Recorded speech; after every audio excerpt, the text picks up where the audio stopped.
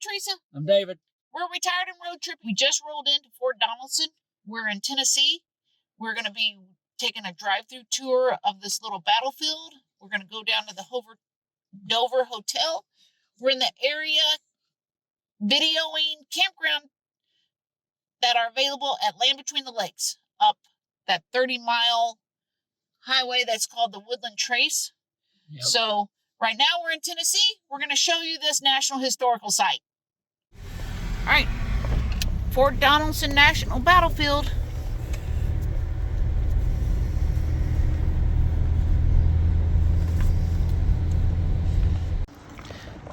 They have the Real Visitor Center under construction. So we are going into the temporary visitor center. We're taking in our National Park book to get a new stamp, even though we've already got a stamp from here back in, when were we here, Dave? March of 19. March of 19. 18. March 19th of 2018. 2018. All right.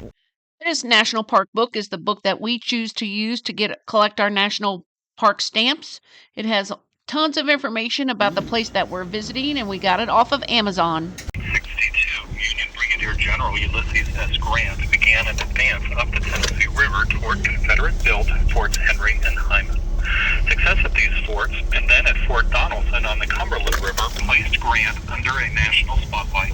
His continued successes would ultimately lead him to Appomattox Courthouse, Virginia, and the White House. Hello and welcome to Fort Donelson National Battlefield. This tour, we hope, will provide you with an increased understanding and appreciation of this most important battle and campaign.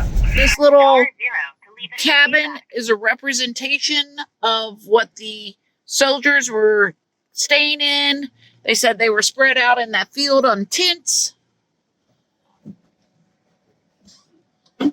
We just heard a whole bunch about how enter your stop number now, or press *0. Ulysses S. Grant brought the ironclad boats up, and they fired on the Confederate positions from the Cumberland River.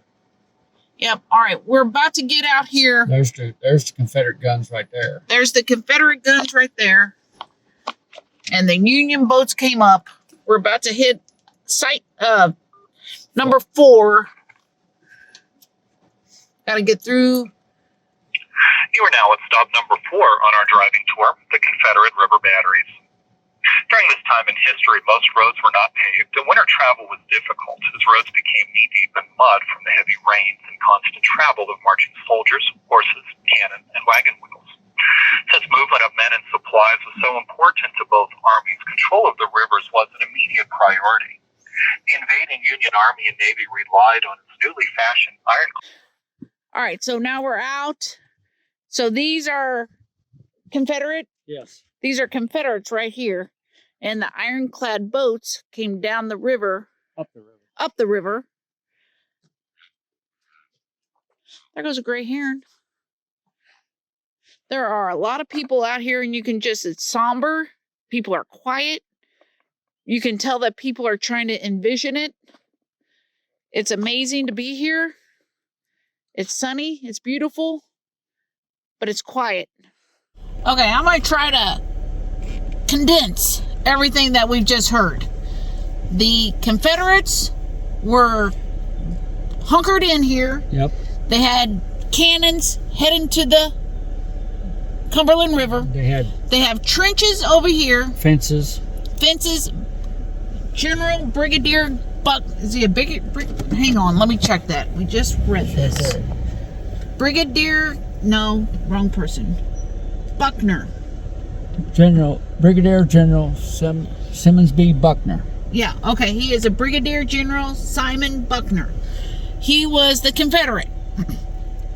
So, Ulysses S. Grant's got the warships coming up. They're attacking. All of a sudden, the Confederates figured out that they were pinned in.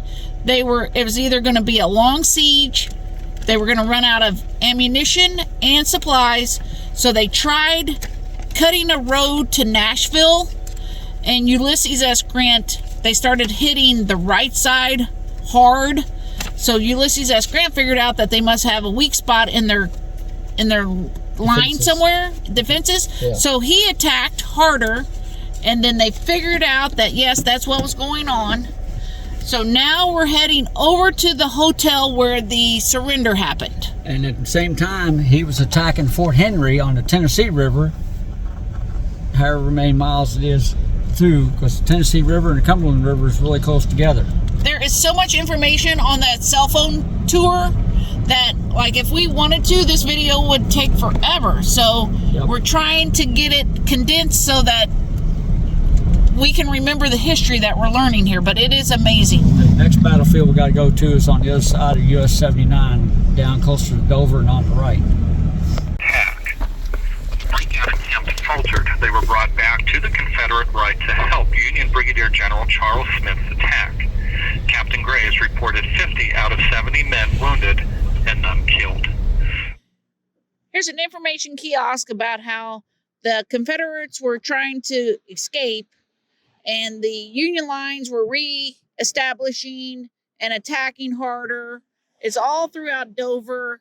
We just heard at this site how Buckner, his troops were confused. They didn't know what to do. And that's when Ulysses S. Grant attacked harder. And now we're heading down to the hotel. We're at the Dover Hotel where the surrender happened. 13,000 Confederate soldiers were pretty mad that their generals surrendered. They were not defeated. They didn't feel. They were unsure about where they were going to go. Never before in Civil War history had so many prisoners been taken. Poorly clad Confederates could only guess what awaited them. They were issued 2 days' rations, clothing, blankets, and personal property. The prisoners were shipped 120 miles to Cairo, Illinois, where trains carried them to prison camps in Illinois, Indiana, Ohio, and Massachusetts. In September 1862, most of the prisoners were exchanged for Union prisoners that were held by the Confederates. We're about to go on in.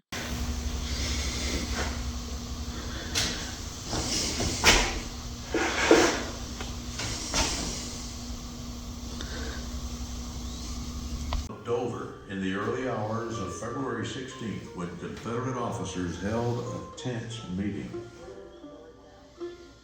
They were the commanders of the forces defending the vital stronghold of Fort Donelson, just close to the town of Dover. It was a desperate hour. A Union army under a little-known general named Ulysses S. Grant had marched in and laid siege to Donelson. The fort was the key to the vital Cumberland River, a waterway into the heartland of the South. His reply would become legendary. No terms except unconditional and immediate surrender can be accepted. I propose to move immediately upon your words. Well, that was very interesting. Found out in here by that video that Pillow and Floyd, Confederates, they were higher ranked than Buckner, but as soon as they started talking surrender, those two guys skedaddled and they left Buckner in charge. So Buckner had to have the meeting with Ulysses S. Grant and surrendered, and very interesting here at Dover Hotel. Many were willing to chance capture and ran away seeking the protection of the Union Army. Dover, Tennessee became a haven for these runaway enslaved men, women, and children.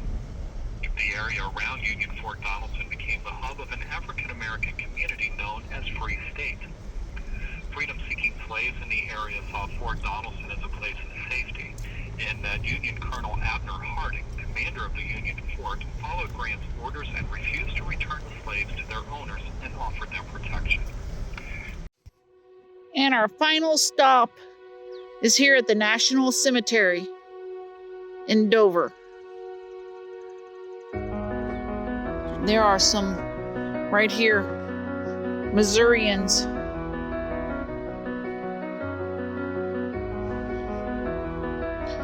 All right, we are heading back onto the Woodland Trace, and we're gonna go back up to Land Between the Lakes. We're gonna go ahead and put a wrap on this video. The Battle of Fort Donelson was the first major Union victory in the Civil War and a major victory for Ulysses S. Grant. The losses of Fort Henry and Fort Donelson were disasters for the Confederates. Kentucky was lost and Tennessee lay wide open to the Yankees. If you're anywhere near Land Between the Lakes, go ahead. This is on the southern end, just a few miles off of the Woodland Trace in Dover, Tennessee. We hope you enjoyed the video. America's beautiful. Get out and see it. Like and subscribe if you want to. We'll see you on the road.